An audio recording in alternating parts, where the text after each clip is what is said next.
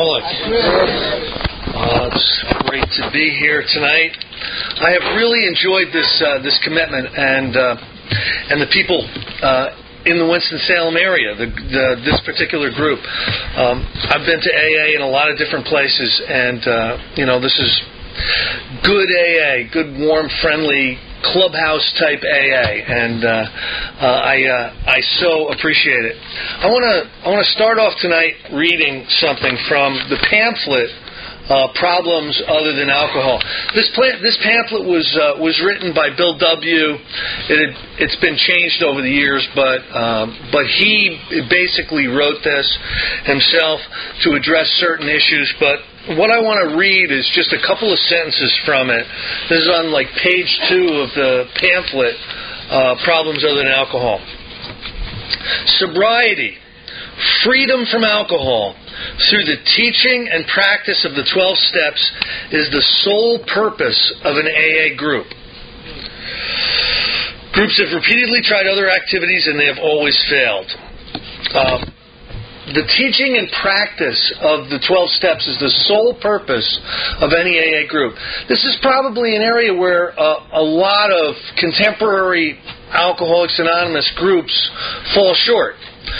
They're not teaching and they're not practicing the 12 steps the way maybe some of the earlier members back in the day would have done it. If to thoroughly follow the path allows us to rarely fail, then teaching and practicing that path should be very, very important to us. Yet Alcoholics Anonymous, a lot of meetings that I've gone to, especially up around the Northeast, really fail to even use the recovery process as a topic sometimes. A lot of times the topics are things that are kind of irrelevant to a solution to alcoholism. And again, when I showed up in North Carolina, I was really, really pleased. Practically every meeting I've gone to has been solution-based. And I think you've got a higher degree of survivability if you're an alcoholic and you land at a meeting in North Carolina than in a lot of other places. I've been to AA in many other countries, and there are countries that are actually hostile to the book Alcoholics Anonymous. A few European countries basically make the statement that the big book movement, so prevalent in America, is for our particular case outside the scope of RAA.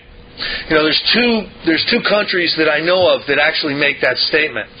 And when you think about it, how do you take the basic text out of a society that's based on it?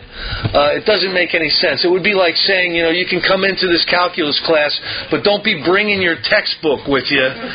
We don't want you quoting any facts and figures. We just want your opinion on calculus. It wouldn't make any sense. And so there are some countries that really need to gain a little bit of maturity to get to the point where they're going to be efficacious for alcoholics that show up. They're going to be a place where the alcoholics can really find a solution. Now, last week we went over step 5. I'm going to pick it up down here on the bottom of page 75, into action. Returning home, this is what I stopped with. There's an exercise after you do the 5th step, and it's called the returning home exercise. And that's basically where we find a place where we can be quiet for an hour, and we do a guided meditation. And what that guided meditation is about is we need to ask ourselves, are we covering everything? Are we being thorough with this recovery process? Did we leave anything out of step 4 or step 5? Do we really believe that we're an alcoholic? Do we really believe that there's a solution and that there's a power greater than ourselves that we can hook into? Did we really make a decision to go after the connection with that higher power? And when I'm working the steps with somebody, what I'll usually do is I'll usually say, look, if during your meditation you come up with anything that that you were, you didn't put in your fourth step. You didn't tell me in the fifth step. If there's anything that you have any questions with, I'll be available on the phone. Because sometimes it's rare, but sometimes in the quiet hour, some people will come up with something that they had left out, or they'll get the courage to finally share the thing. A lot of us have in our fifth step the thing, and that's the thing that we just really are going to have a hard time admitting, and to get past that is really, really a good thing. I'm going to move on to top of page 76. If we can answer to our satisfaction that we've done the absolute best we can with the first 5 steps, we then look at step 6. We have emphasized willingness as being indispensable. In other words, in the third step, we really became willing to go to any lengths. We were shown what any lengths were by this book. One of the things that I have a problem with is before I knew what was going on, people were asking me, are you willing to go to any lengths? And I didn't know what any lengths looked like. I'm wondering, well, what does that mean? Am I going to have to sell flowers at the airport? Well, what is that? Am I going to have to be celibate for the next 50 years? What exactly does that mean? And again, a lot of times what we need to do is we need to offer our prospects or the people that we're working with, offer them the dignity of understanding what any lengths means, and that's covered in the next chapter, which is basically working with others. Before we start taking people through the steps, we're to have them read this volume. And then we can ask them, are you willing to go to any lengths? Because they're going to then know what any lengths looks like. Are we now ready to let God remove from us all the things which we have admitted are objectionable? This is a question. This is a step 6 question. Now, it's pretty easy to say yes to this, especially when we've just gone through step 4 and step 5. In step 4, we've listed out every character defect, every problem, every issue that we have. We've filled that out in step 4, and then we've shared it in step 5. It's right in front of our face, these things that caused our failure at life, the things that we're ashamed of, the things that we really wish we hadn't done. They're all staring us right in the face because we've just done a step 4 and a step 5. So when we ask ourselves, are we ready to let God remove from us all the things which we have admitted are objectionable? It's easy to say yes. But like a lot of steps, we can only take it where we can take it now. Can He now take them all, every one? If we still cling to something we will not let go, we ask God to help us be willing. This is basically step 6. If we're hanging on to anything, that's okay. We can continue to move forward, but we need to start to ask God for the willingness to let that particular thing go. I want to tell a story that kind of illustrates this. At a certain level, we are ready to let God remove defects of character from us. Okay? The things that cause us harm, we're ready to let go of. But there's some other things that we may not be completely willing to deal with right now. And I'm going to tell a story that kind of illustrates this. Little Joey, he's maybe about 6 years old, okay? He starts to get a toothache. Now, he knows if he goes to his mother and says, "Mom, I've got a toothache," what will happen is he'll get the aspirin crushed up. He'll be given the aspirin. He'll be maybe put to bed early, and the toothache will go away. He understands that. But he doesn't go to his mother and tell his mother that he's got a toothache. What happens is he tries to keep it to himself. He tries to just, hopefully it'll go away.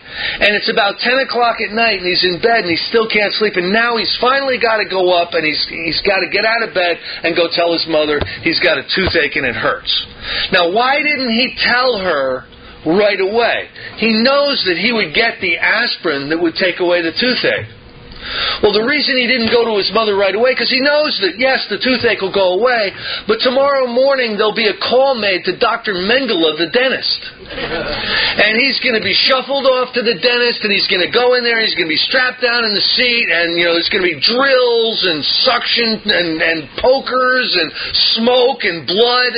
And, finally, after 2 or 3 hours, he's going to get out of that dentist chair, and he's going to have perfect teeth. Okay, he knows he's going to have perfect teeth. But that's why he doesn't tell his mother, because he doesn't want perfect teeth. He just wants the toothache to go away. And a lot of times that's us. We don't want to be perfect people. We just don't want to have problems anymore. You know what I mean? So we can take this step at a certain level, yes. But we need to remember that the things that we're not willing to let go of, we need to pray for the willingness to let go of them. Agnosticism is basically this. Ag means none, and gnosis means knowledge. So basically, agnosticism means we just don't have any knowledge of. Current agnosticism, as it can be applied in Alcoholics Anonymous, is basically not believing that God will work in this specific area of your life. God will not bring you to a better place in this specific area of your life. In other words, if I let God in and start to try to get direction from God about my job, they'll step all over me because it's a battlefield out there. I'm in sales. I can't be a wuss. I've got to be an animal out there. So I'm not gonna follow spiritual principles at work. That's agnosticism. Not believing that God is going to take you to a better place. How about your sex life? I don't know about you, but I wasn't real happy to say, okay, God's going to now be in charge of my sex life. I was worried I'd never get laid again if God was going to be in charge of my sex life. Hold on a minute here. Let's not go crazy with this stuff. You know what I mean? But that's current agnosticism. How do I know? If I'm not willing to let God direct me in that area? How do I know? How do you know what you don't know? So if I'm not willing to let God in on my work or my sex life or whatever, family life, whatever, then I need to be willing to ask to be willing, and that's really step 6. When ready, we say something like this. My Creator, I am now willing that you should have all of me, good and bad. I pray that you now remove from me every single defective character which stands in the way of my usefulness to you and my fellows. Grant me strength as I go out from here to do your bidding. Amen. We have then completed step 7. Understand, we're moving through this stuff pretty quickly. Now, do you just go right through step 6 and 7 and take about a minute and a half with it and never look back on it? I don't believe so. I believe step 6 and step 7 are part of a lifetime process. I think I get put in front of my character defects. I get put in front of the selfishness and the self-centeredness that I still have, because it's not completely removed. I get put in front of that all the time.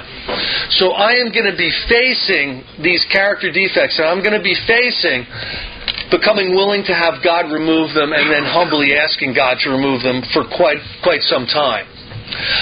But initially, as I go through the steps, I can move through these fairly quickly. A mistake I made early on, a mistake I made when I was going through the steps the first time, and I didn't have any clear guidance. In my area, that you just kind of winged it when it was time for you to go through the steps. You just kind of winged it because nobody knew what they were doing. AA in my area had devolved into a fellowship of sobriety and forgotten that it's actually a program of recovery. It just had, and so I decided after I did my first 5th step that I would work on my character defects. Has anybody in here ever done that? worked on your character defects? How'd that work out for you? You know, I believe I'm powerless over my character defects, just like I'm powerless over alcohol. If I could just decide to be unselfish, I would have probably tried it a long time ago. If I could have gotten rid of my anger or my anxiety or any other number of character defects or issues that I had, I probably would have done so a long time ago. I'm not stupid. I knew that these character defects were causing me problems in my life, but I couldn't seem to get away from them. You know, has anybody in here ever seen the game Whack-A-Mole? Yeah. They take a mallet and a mole's head will stick up, and you'll try to whack that mole, but the mole will drop down, another one will pop over you. You go over here trying to, another one's popping up over here. That's what it was like with me trying to work on my character defects. You know, one day I'd say, I'm not going to be selfish today. You know, I'd make it about an hour and a half until I got in front of somebody, and then I'd be selfish. You know, well, I'm not going to do this. I'm not going to do that. And I was struggling to try to become better. Become a better person, and it just didn't work. What I was doing was I was just whacking the mole. And my sponsor told me one time, Chris, if you keep whacking the mole, you could go blind.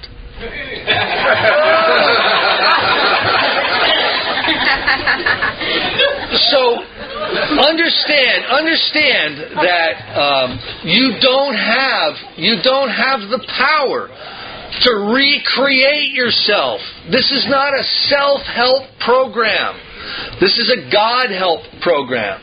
When you see this book in the self-help section, you know, that's the wrong place for it. Because if we could have helped ourselves, we would have done so a whole lot longer ago than now. You know what I mean? What this is we lack the power. We don't lack the intelligence. We don't lack the fortitude. You know, we don't lack the desire. We lack the power. Lack of power is our dilemma. So we need to capture that power. We need to get close to that power. We need to align ourselves with that power so that the recreation of our life can start to take place. And if you read the 12 and 12, the 12 and 12 is very, very good with steps 6 and 7. There's a lot of expanded ideas in the 12 and 12. I still think it's very simple to take these steps, but I like what Bill writes in there. He writes a lot about humility. Humility really being defined for what we see it as in Alcoholics Anonymous. Humility being an accurate self-appraisal. Not seeing yourself as less than what you are, not seeing yourself as more than what you are, an accurate self-appraisal. Now, my last drunk started somewhere around December 24th, 1989. And it lasted till somewhere around December 28th, 1989. It was like a 5-day drunken blackout, and it was absolutely horrible. And what happened to me was when I was going through the DTs, I got to a point where I couldn't live with alcohol anymore. I couldn't live without it. I had to stop drinking. If you're alcoholic, you understand what I mean. There comes times when you just have to sober up. And I'm in the process of separating from alcohol and going through all the DTs and everything that involved. And I remember laying back on a couch and you know, I'm hallucinating, and I saw a demon come out of the ceiling. This demon was coming down to eat my face. It was like a big bull head. You know, I could see the snot coming out of its nose. I mean, this was real, you know. I'm sitting there hallucinating. And I screamed, God help me! Like just from the depths of my soul, you know, this moved me. It scared me to death. I thought this thing was going to drag me off to hell. I really did.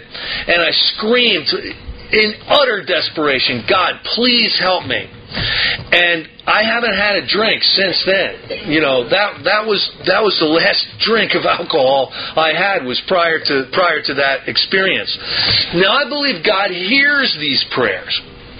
I believe that there's a connection between our ability to move away and separate from something.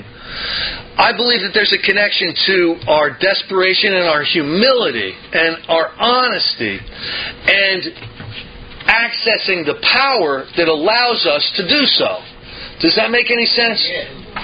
Now, I think in the 12 and 12, Bill is kind of asking us to look at our character defects like we would look at our alcohol. Yes, God separated from us from alcohol, but can He separate us from some of these grosser handicaps, I believe, is kind of what it says in that book. And I believe that we need to look at separating from these character defects with the same kind of humility. We can't go into this thinking that we can do it.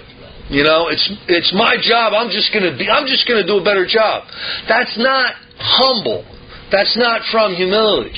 Humility would basically be admitting our defeat. If we could have done better with these things, wouldn't we have? You know, we're not stupid. We don't lack intelligence. We lack power. So we're going to God, asking God for the power. You know, help me with this stuff, because I can't seem to do it on my own. I can't seem to become a better person. I can't seem to grasp this spiritual living the way I should. I keep retreating back into selfishness and self-centeredness. Help me. Now, there are many people in here who are parents, right? Everybody in here kind of understands what it's like to be a parent. If you don't, you understand what it's like to be a kid. Think for a minute. Let's say you had a young son about 8 years old, and that young son came up to you and said something like this: Dad or Mom, listen, I know I haven't been a very good kid.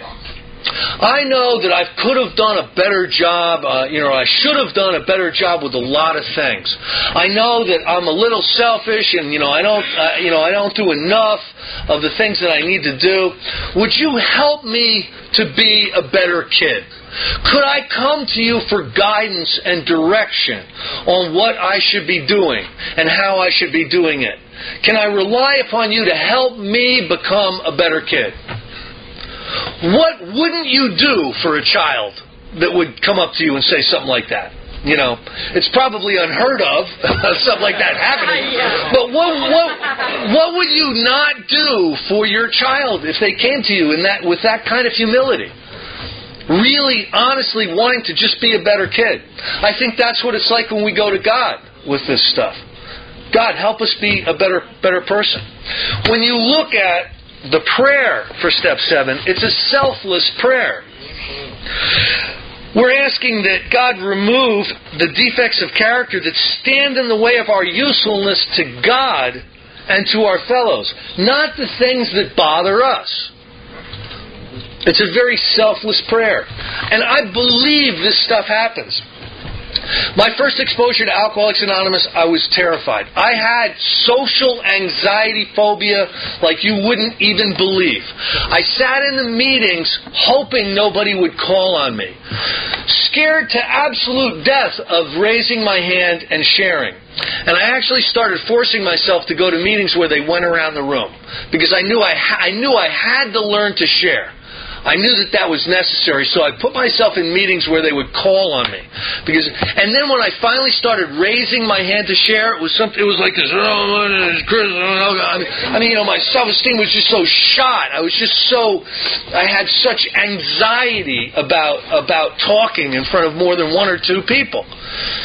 Now that almost got removed right away, moving through this step work, because it blocked me off from God and my fellow man. How am I going to be any good at all if I can't even talk?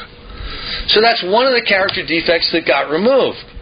But there were other character defects that I wanted to be removed, and I was praying for them to be removed. But maybe I wasn't willing, or maybe it wasn't quite time.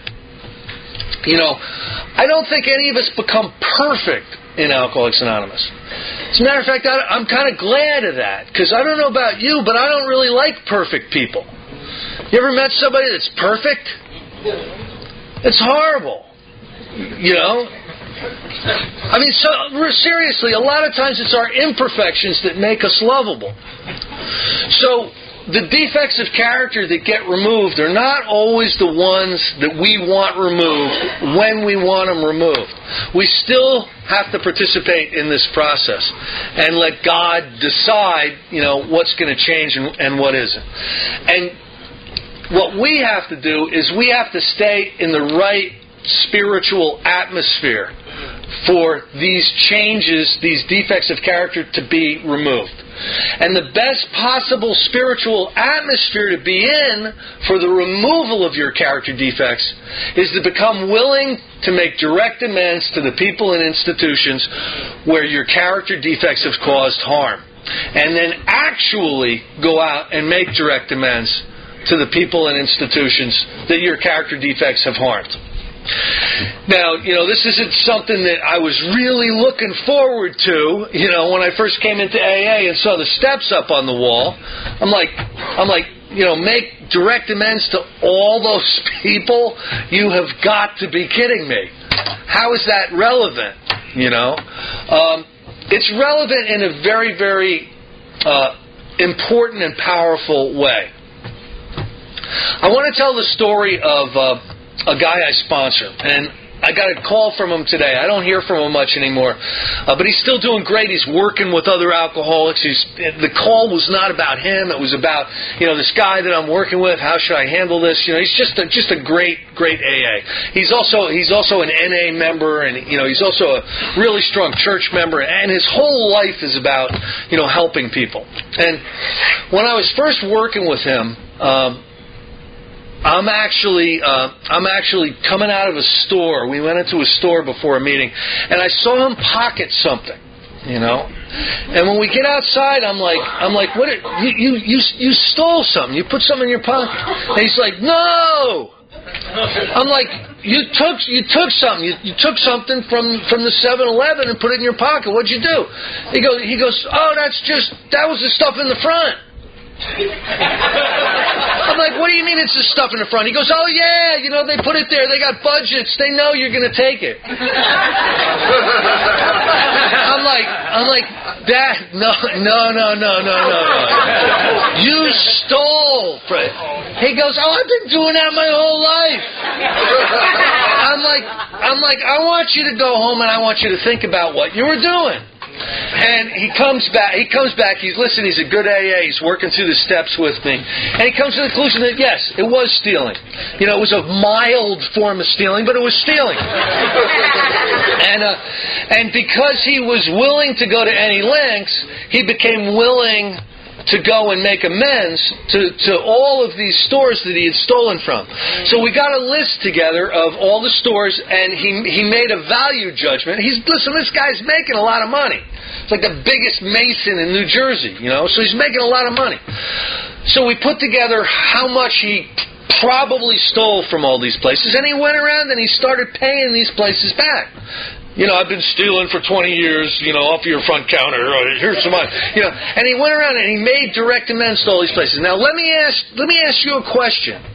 Do you think he still steals when he goes into 7-Elevens? No way! This experience has changed him. The best possible spiritual atmosphere that you can be in for the removal of a character defect is to become willing to make amends where that defect has caused harm and actually go out and make amends where that defect of character has caused harm. This shows God, a level of humility that just by saying, God, keep me out of the jackpot, does not. You're willing to take action, and it's that action that enables you to recreate your life. All right, let's start reading. Let's read a little bit about step 8 here. Now we need more action, without which we find that faith without works is dead. There's a transitional sentence or so in between every step, and it's always pushing us forward. It's always next we launched, or now, or right here it says we need more action, or because faith without works is dead. In other words, just thinking about this stuff, we will die. We need to actually take action on this stuff. Let's look at steps 8 and 9. We have listed all persons we have harmed and to whom we are willing to make amends. We made it when we took inventory. A lot of times back in the day, when I was getting sober, sponsors or people that you did fifth steps with told you to burn the fifth step when you were done with it. Okay, as soon as you do the fifth step, burn it, and the ashes can go up to God. Well, you're kind of screwed when you get to step 8 if you burned your inventory, because you're using a lot of the material off of it to put together your 8-step list. Where does it come from? It comes from column 4 in the resentment inventory. Where were you selfish, dishonest, self-seeking, or frightened? It comes from the fear inventory of basically who did you harm by having the fear. You need to look at all your fears to see who was in the line of fire, who suffered because you had those fears. And then in the harms to others, the sex inventory, answering those 9 questions. Who did we hurt? How did we hurt them? We can take all of that information and turn it into an 8-step list. We subjected ourselves to a drastic self-appraisal. Now we go out to our fellows and repair the damage done in the past. We at least attempt to repair the damage done in the past. We attempt to sweep away the debris which is accumulated out of our effort to live on self-will and run the show ourselves. If we haven't the will to do this, if we still have a little bit of trepidation, a little bit of anxiety about going back to old bosses, old boyfriends or girlfriends, going back to, ex-wives or ex-husbands, or going back to friends that we screwed over, or places that we stole from or robbed from or whatever, if we still have trepidation about that, if we haven't the will to do that, we ask until it comes. So if you're not willing to make complete amends to them all, you're supposed to start a prayer regimen. You're supposed to every single day, probably twice a day, ask God to become willing to make amends for these defects of character. Remember, it was agreed at the beginning that we would go to any lengths for victory over alcohol. And sometimes these lengths are needed. Probably there are still some misgivings. As we look over the list of business acquaintances and friends we have hurt, we may feel diffident. We may feel uncomfortable about going to some of them on a spiritual basis. Let us be reassured. To some people we need not and probably should not emphasize the spiritual feature on our first approach. We might prejudice them at the moment we are trying to put our lives in order, but this is not an end in itself. Our real purpose is to fit ourselves to be of maximum service to God and the people about us.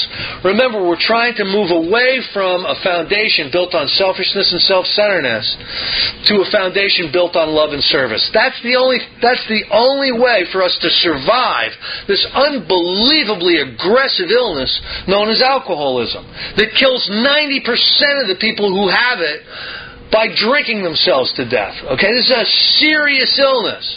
And the only aggressive enough treatment is the steps. And that means actually going out and making amends. One of the things that I ask people who aren't really willing to do these amends are, is it possible if you don't do these amends, alcohol can go back in your body? Is it possible? Sometimes I need to ask myself that. Sometimes it needs to be as black and white as this. Do the amends, die an alcoholic death. One or the other. Which one do I want to do? Sometimes doing the amends sometimes doing the amends is nothing compared to putting alcohol back in my body and seeing demons come out of the ceiling to eat my face. I'll go and I'll do the amends. But a lot of times we just kind of shy away from this stuff. It is seldom wise to approach an individual who still smarts from our injustice to him and announce that we have gone religious. In the early days of AA, when this book was written, all of the members were in the Oxford group, or just leaving the Oxford group. The Oxford group was a religious organization. It was very, very much a Christian organization. So a lot of the early examples of amends were basically people going and saying, I've had a conversion experience. I'm now a Christian, and I'm trying to change my life. Bill is kind of saying that maybe that's not the way to go. Maybe we need to be basically saying that we were wrong and we want to change our life and leave the religious stuff out of it.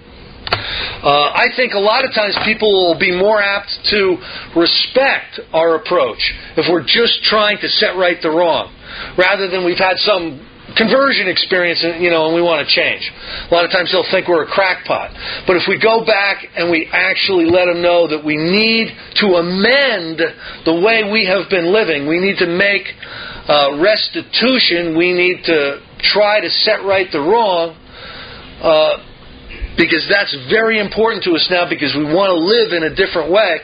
A lot of times people will respect this. It says in this book that 9 times out of 10, the unusual, the unexpected will happen. We'll be shown a very, very generous response. And I know that that's been my experience too. So if we go there on a religious basis, it says in the prize ring, this would be called leading with the Chen. Why lay ourselves open to being branded fanatics or religious bores? We may kill a future opportunity to carry a beneficial message. Now, I understand that sentence now from experience. I've made some amends that have later translated into an ability to help. I'll tell the story of one of them right now. I had to make direct amends to a niece. This was somebody who would experience me drinking whenever she would visit with her mother over Christmas or Thanksgiving or whatever. Chris would be drunk out of his mind. And there was something about her I didn't like. She reminded me of myself, is really what it was. You know what I mean? And she had character defects that were like mine. And there's nothing worse than having a mirror shoved up in your face. So I would say things to my niece that an uncle just shouldn't say. I had an attitude toward her which was really unfair. So as I'm doing my 4-step, as I'm putting my 8-step list together, it becomes very apparent I need to make direct amends to my niece. Okay, I make direct amends one day, and basically what I do is I list out everything I'm clear on that I was wrong about. The things that I did to her that were wrong. And she just couldn't believe it. She couldn't even talk. She's like, no one has ever done this to me before. I don't even know what to say. She really was blown away because, I had a sense of humility about all this. Now, about a month or two goes by, and all of a sudden I get a phone call. And guess who it is? It's my niece. She's in a psychiatric hospital after trying to take her own life with a drug overdose. And who did she call? Did she call her mother? No. Did she call her father? No. She called me because she knew I would understand. That never would have happened if I didn't make amends to her. And basically what happened was, I told her, you need to seek professional help. And she had a very abusive father, a real sick father that she grew up with. He would try to scare her by doing this. If you don't behave, I'm going to take you to the head shrinkers! And scared her to death by thinking that these psychiatrists were going to just torture her, And so she was balking at this. And I was able to say, no, listen, I've had counseling myself. Don't worry about it. You're actually going to probably enjoy it if you get a counselor that you can relate to. And she started counseling, and she was in counseling for years. And now she's doing great. She moved away from all of those things that were dragging her down. And that probably wouldn't have happened if I didn't make direct amends to her. So, when it says in here that we may kill a future opportunity to carry a beneficial message, we always need to remember to try to do these amends right and leave the line of communication open. Because a number of times when I've done amends, those people that I did amends to called me up later for help, whether it was for themselves or someone they knew. They understood that there was somebody out there who was in the process of recovering from alcoholism who had an answer. And I became I became helpful. So you never know where these amends are going to go. Our man is sure to be impressed with a sincere desire to set right the wrong. He's going to be more interested in a demonstration of goodwill than our talk of spiritual discoveries. So a lot of times what we need to do is we need to keep this focused on setting right the wrong, and not getting involved in a lot of the other stuff. We don't use this as an excuse for shying away from the subject of God. When it will serve any good purpose, we are willing to announce our convictions with tact and common sense. The question of if somebody asks you, well, what's going on? You can say, I'm trying to live a spiritual life. And if they start asking you questions, you can get deeper and deeper into it as it's appropriate for each person that you're talking to, with tact and common sense.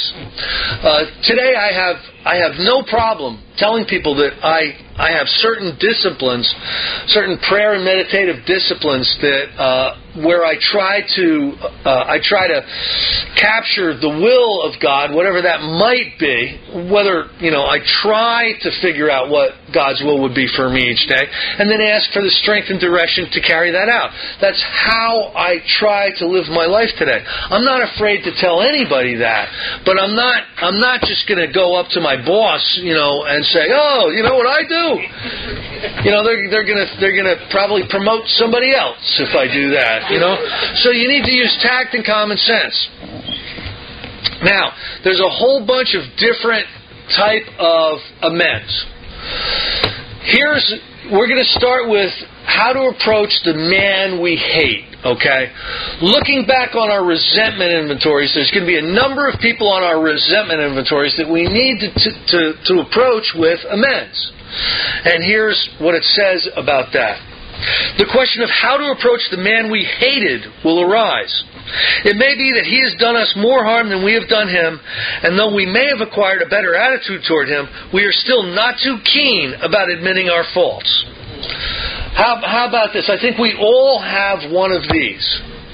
Usually when I sit somebody down and they come over and they're starting to put together an 8-step list, what usually happens is there's people that they point out to me that I don't care what you say, I am never going to make amends to this son of a bitch.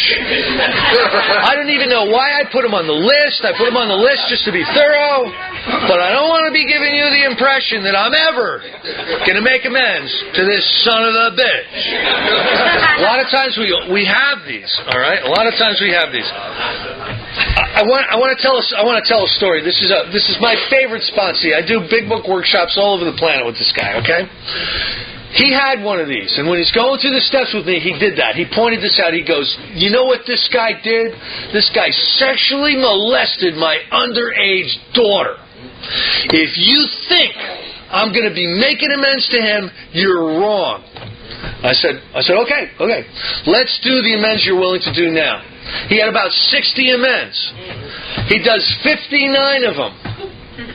And he calls me up and he goes, God damn it. He goes, I got this one amends left. I got to come over. I got to talk to you about this. And he comes over to my house. He goes, what am I going to do? What am I going to do? I got to do this. He saw that by doing 59 amends, he saw what happened in his life. And he also knew that hanging on to that one was going to corrode his spiritual condition. So what he did, we sat down and we said, Look, this guy's a jerk. You had him prosecuted. You actually showed up at his house and beat him senseless in front of his family. Okay, this was a family member, an in-law family member. He went over, he beat him near to death, and he prosecuted him and everything. I mean, this was a big scene years ago in his life. So I go, look, what he did was wrong. Let's look at this. Let's look at this closely. What exactly are you going to be making amends for? You don't want the guy back in your life. I mean, you definitely don't. You don't want to have him back at the Christmas parties. I understand that. But you need to heal. You need to heal. So what he did was he put together an approach, and then he put together a specific amends. And he met with this guy at a neutral location at like a Denny's or something. And the guy came with all his paperwork. He wanted to show how he really wasn't guilty or anything. And my buddy said, No. I'm not here to discuss anything about you. I'm here to discuss about me. What I did with hatred in my heart. And I was wrong. I was wrong for having that hatred in my heart. I can't live like that anymore. I just want you to know that I don't hate you anymore. And this basically was his amends. When he beat him up, he did it with hatred in his heart. When he had him prosecuted, he did it with hatred in his heart. He had to make amends for that. And he walked away from this Denny's the freest man I've ever seen in recovery. This guy has been bulletproof. He is the go-to guy in North Jersey as far as a sponsor is concerned. He takes the time to get you through the steps, and the people that walk away from him after going through the steps, every one of them stays sober. Every one of them has a quality of life that's out. This guy is like the Buddha of sponsors. And he got that strength, he got that spiritual strength by doing this really hard work. Like going and making an amends to somebody who had really harmed one of his children. It doesn't make any sense until you actually do this stuff. And then you find freedom like you cannot believe. Why in the world would he want to be attached to this guy, whether it's through hatred or resentment? Why would he want to be attached to this guy the rest of his life? By actually making amends for his part, he finds freedom from the guy. He doesn't have to think about the guy anymore. The guy is a non-event in his life from now on.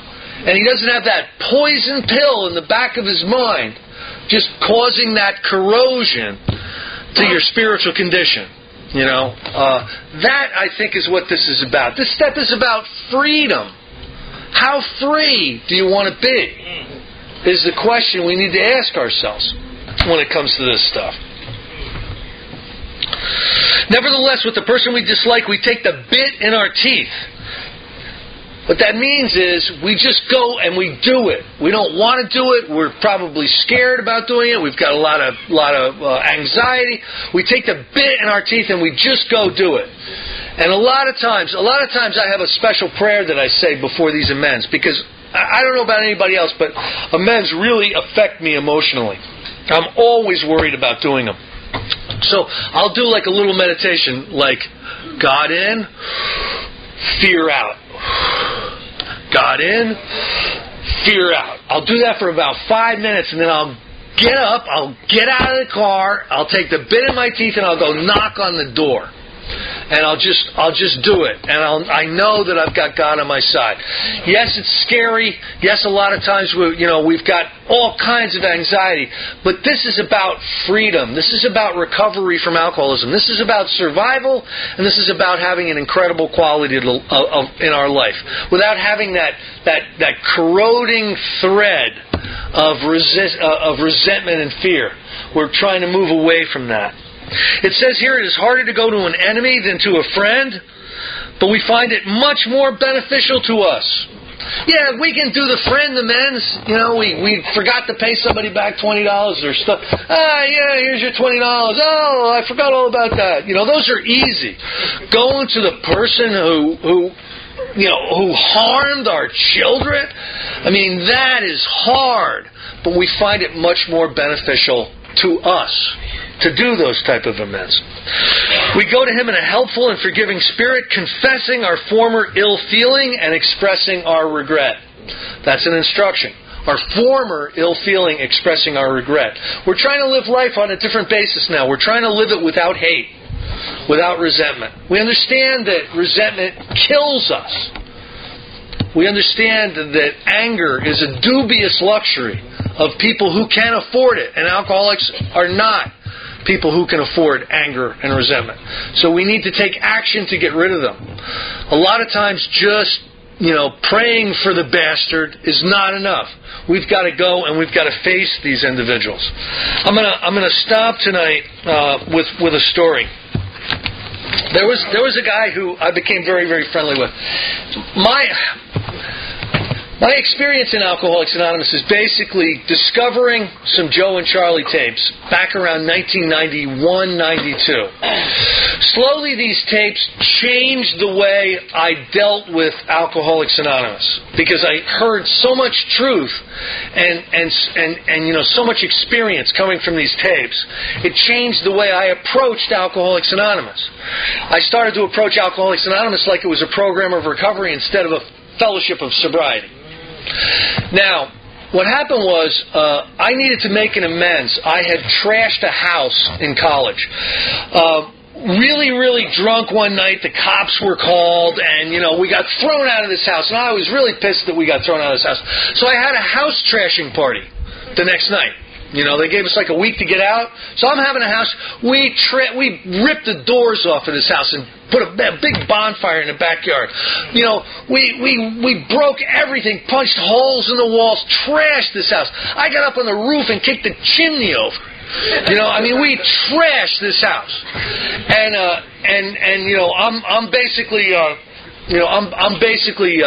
remembering all this, and I've got to put this on an 8-step list. And what happened was I could not find this family. They were an elderly couple that did not have any children, and I could they had died by the time it was time for me to make amends. I just couldn't find them. I hired the private investigators. I did the online searches.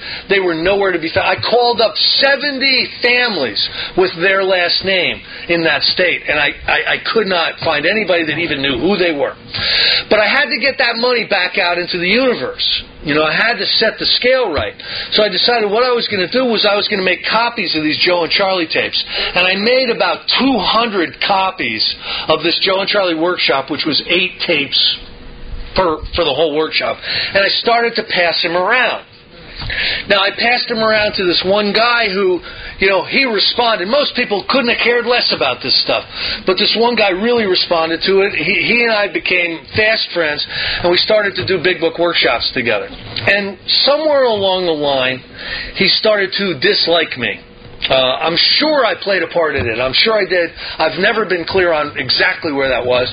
But he started to dislike me, and he started to talk behind my back. He started to tell people to stay away from me because, I was going to get drunk and all this stuff. And then these people would come to me and say, Chris, this guy's saying you're going to get drunk. And I would go up to him and I'd go, well, why are you telling these people I'm going to get drunk? Why don't you talk to me? If you see a problem, why aren't you talking to me? Oh, I'm not telling anybody anything. And the guy just ended up being kind of psychotic. Well, it got worse and worse and worse. And finally, I had done a fifth step with this guy, and he started telling everybody all this stuff that was on my fifth step, and that I was going to get drunk because this is stuff that he heard on my fifth step. And one day, my ex-wife was getting her hair cut, and the barber, the hairdresser, started talking about these things that had happened with me that I shared on my fifth step. And she's like, and it concerned other women, And so I, she comes back and she yells at me. So I call up the hairdresser. I go, where the hell did you hear that? Oh, so and so told me. So now he's like going around sharing my fifth step stuff. Now I get pissed. Okay? I get pissed. I have a justified resentment. This is justified because he's attacking me for no reason in Alcoholics Anonymous. Now, what happened was I gathered my troops and I started talking to everybody about this guy. You wouldn't believe what he's doing to me. And, I started to talk to his sponsees and almost like we're forming teams. Who's right, and I'm winning. At least I think. Now the problem is I'm dying inside because of this resentment. I am dying inside, and I'm Mr. Big Book. I'm the guy that goes around and tells tells everybody how to work the steps. And I'm dying of a resentment. Made me look bad. So what happened was I got to a point where I knew I had to face this. So I called him up. I set up the meeting. And it ended up being like a double amends. But I was able to basically share with this guy that I was wrong. And I took this very personally. I talked bad behind your back. I did this, and I shared that with him. And this was somebody I couldn't stand. Every night I was thinking about how I could murder this guy. Now, after I made these amends with him, it became a non-event. I found complete freedom from this resentment. Now, I may have only had 5% of this issue. 5% of the wrong might have been mine, and 95 might have been his. But I have to take 100% of my 5% to get free of it. And that's basically what I did. And I found through that experience that it's harder to go to the person you hate, but it's much more beneficial. I found that I could find freedom from this hatred I have toward people. I found a way out, and praying for the bastard wasn't cutting it. I had to actually face this man and take responsibility for my part. This stuff works, folks. Do not shortchange yourself. Do not shortchange yourself and be in Alcoholics Anonymous and not get the meat of the whole thing. Please. That's all I got for tonight. Thanks.